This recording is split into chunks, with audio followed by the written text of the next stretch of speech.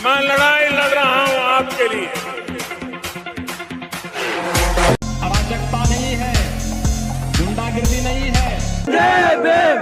शर्म करो, शर्म करो, भोपाल पुलिस शर्म करो, शर्म करो, शर्म करो। બોપલ પોલીસ સ્ટેશન ખાતે જે સમગ્ર ઘટના બની છે આપ સૌ જાણો છો।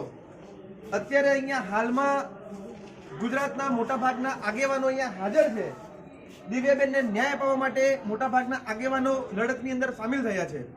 હકીકત એવી અત્યારે હાલમાં સામે આવી છે કે પોલીસ ફરિયાદ લેવા માટે રેડી થઈ છે, પરંતુ જાણે આપણને ઊંધું ગણિત ભણાવતા હોય તેવા ચોખ્ખા દ્રશ્ય અહીંયાના પીએસઆઈ મેડમ ચાવડા કરીને એમનું નામ છે મેડમનું, તેમની તરફ લાગી રહ્યું છે। કારણ કે જ્યારે અમે ફરિયાદ કરાવવા માટે અહીંયા આવ્યા ત્યારે બેનનું એવું કહેવું હતું કે જે ઓડિયો તમે અમને આપો છો કે જે બતાવો છો તે એફએસએલમાં અમારે મોકલવું પડશે।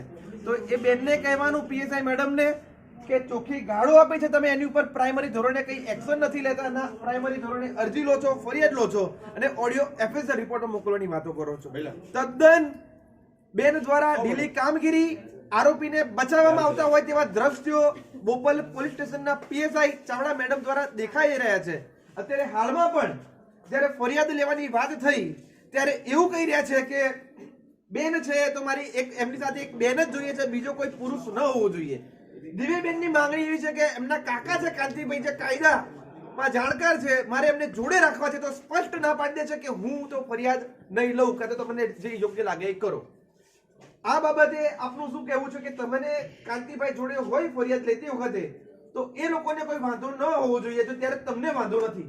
મને કઈ વાંધો નથી। એ લોકો એમ કહે છે કે કાંતિભાઈને નહીં, પેલા બેન છે એ લોકોને કોઈને રાખો, પણ મારે કાંતિભાઈને મારા જોડે રાખવાના છે, મારા અંકલ છે અને એ લોકો કાંતિભાઈને જોડે રાખો તો ના પાડે છે કે અમે કમ્પ્લેન નહીં લઈએ।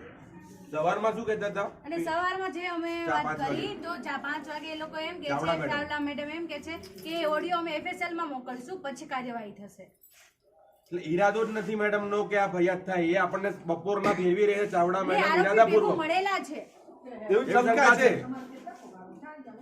આરોપીને બચાવવા માટેનો અલગ કેન પ્રકારે પ્રયત્ન કરવામાં આવી રહ્યો છે।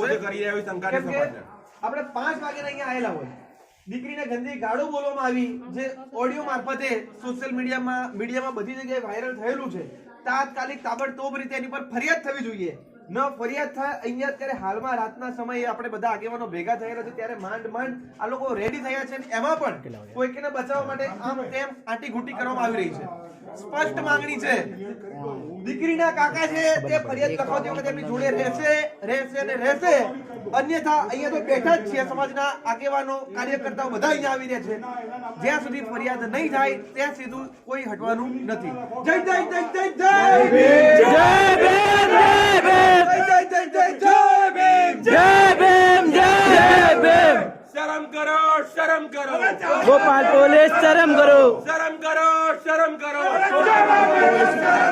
फरियाद तो तुमको लेनी पड़ेगी, लेनी पड़ेगी, लेनी पड़ेगी। फरियाद तो तुमको लेनी पड़ेगी, लेनी पड़ेगी, लेनी पड़ेगी। काम तो तुमको करना पड़ेगा, करना पड़ेगा, करना पड़ेगा। हमारी तुमको सुननी पड़ेगी, सुननी पड़ेगी, सुननी पड़ेगी। महिलाओं की तुमको सुननी पड़ेगी, सुननी पड़ेगी, सुननी पड़ेगी। बहना की तुमको सुननी पड़ेगी, सुननी पड़ेगी।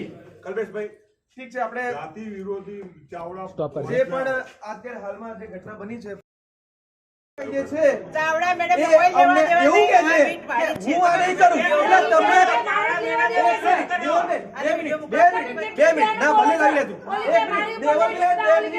દેવલબેન ઓ યાર ભાઈ દાવ યાર ખબર નહીં પડતી કે મારી વાત સાંભળો, મારે પ્રશ્ન એ પૂછવો છે, કોઈ વચ્ચે નહીં બોલે કે ચાવડા મેડમ અત્યારે આવીને એવું કહેતા હતા કે ભાઈ મારે આ બેન જોઈએ, આ ભાઈ ના જોઈએ, તો બેન જયારે ફરિયાદ લેવાની હતી ત્યારે કેવું હતું ને કે હું ફરિયાદ લઈશ, મારામાં પાવર છે। પાવર ના હોય ને બેન તો બોલીએ નહીં। ચાવડા મેડમ ને કહેવાનું મારે સીધું સાદું, ચાવડા મેડમ જોડે સત્તા હતી ફરિયાદ લેવાની। સાઈડ મૂકો, પેલા બેનને અમારા સમાજના બેન આગેવાનો છે ને અમને એમ કહે છે કે નહીં આવે, એવું ચાવડા મેડમે કીધું। તમે મોકલો બેનને। તમે બે જણા જોડે ચલો। અમારી કાંતિભાઈ આવશે, કાંતિભાઈ આવશે। ના પણ ના ભાઈ પત્તે જતો જવા દો, કાંતિભાઈ પત્તે જતો જવા દો। તમે લઈ લો, ચલો કાંતિભાઈ ને લઈને હવે આ લોકો એમાં